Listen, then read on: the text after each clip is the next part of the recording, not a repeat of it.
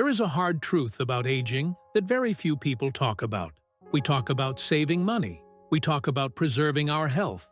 But we rarely talk about preserving our energy. When you are 30, you have an endless supply of energy. You can deal with drama. You can argue with difficult friends. And you can tolerate toxic family members because you feel like you have all the time in the world. But after 60, the mathematics of life change. Your time becomes finite. Your energy becomes your most valuable currency. And the reality is, you simply cannot afford to spend your remaining years around people who drain you, disrespect you, or disturb your peace. Stress is not just an emotion anymore. It is a physical threat. Cortisol, the stress hormone, wreaks havoc on an aging heart and weakens the immune system. Therefore, curating your social circle is not just about being picky. It is a matter of health and survival. Today, we are discussing the 5 types of people you must have the courage to remove from your life, or at least distance yourself from, to protect your peace. Number 1. The chronic complainer. We all know this person. They might be a neighbor, an old friend, or a sibling. No matter how bright the sun is shining, they will only point out the single dark cloud in the sky. If you tell them you had a nice lunch, they will complain about the service. If you tell them you are feeling good, they will list all of their own aches and pains in vivid detail. You might think you are being a good friend by listening to them vent, but there is a difference between venting during a hard time and making negativity a lifestyle. When you spend time with a chronic complainer, you leave the interaction feeling exhausted, heavy, and cynical. Psychologists call this emotional contagion.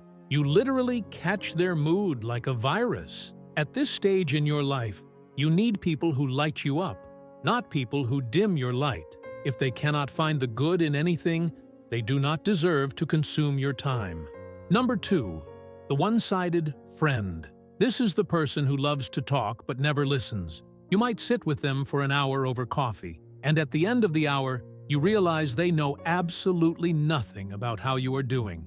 They treat you like an audience member in the movie of their life. They call you only when they are bored, or when they need validation, or when they want to boast about their grandchildren. But the moment you try to share your own struggles or joys, their eyes glaze over, or they immediately steer the conversation back to themselves. Friendship is a tennis match. The ball must go back and forth. If you are the only one hitting the ball, you are not playing a game. You are just practicing serving someone else's ego. Stop serving them. Number 3. The crisis magnet. Some people are addicted to chaos. If there is no drama in their life, they will manufacture it. They are always in a feud with someone, always the victim of some terrible injustice, always in a state of emergency. When you were younger, you might have rushed to save them. You might have offered advice, money, or emotional support. But by now, you have likely realized that they do not want to be saved. They want the attention that comes from the crisis. For a senior, this type of energy is dangerous. It spikes your blood pressure and keeps you in a state of anxiety. You have lived through your own wars. You do not need to be drafted into someone else's battles. It is not your job to fix them. It is your job to protect your own tranquility.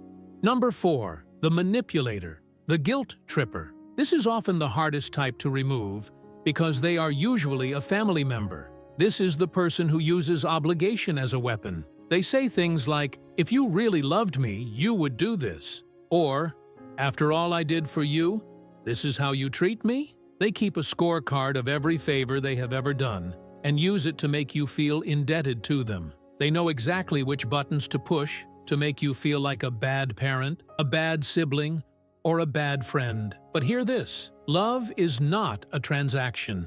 You do not owe anyone your happiness or your mental health. If someone uses guilt to control you, they do not respect you. And without respect, there is no relationship. There is only control. Number 5. The ungrateful relative. This is the most painful one to admit. There are people in our families, sometimes even adult children or grandchildren, who view us not as human beings, but as resources. They call only when they need money. They visit only when they want something. They have no interest in your wisdom, your stories, or your company. only in what you can provide for them. If you say no, they become angry or distant. Many seniors tolerate this because they fear being alone. They think, if I stop giving, they will stop coming. And the sad truth is, they might. But a relationship bought with money is not a relationship. It is a transaction. You are not a bank. You are not a safety net. You are a person worthy of love and dignity just for existing. If they cannot see that, then closing your wallet might be the only way to open their eyes. Removing people from your life does not mean you are hateful. It does not mean you are bitter. Think of it like pruning a garden. You must cut away the dead, withered branches so that the new, healthy growth can find the sunlight. As you enter this chapter of your life, look around you. Who brings you peace? Who makes you laugh? Who asks you how you are doing and actually waits for the answer? Keep those people close, cherish them, and for the rest, wish them well and let them go. You have earned your peace. Defend it.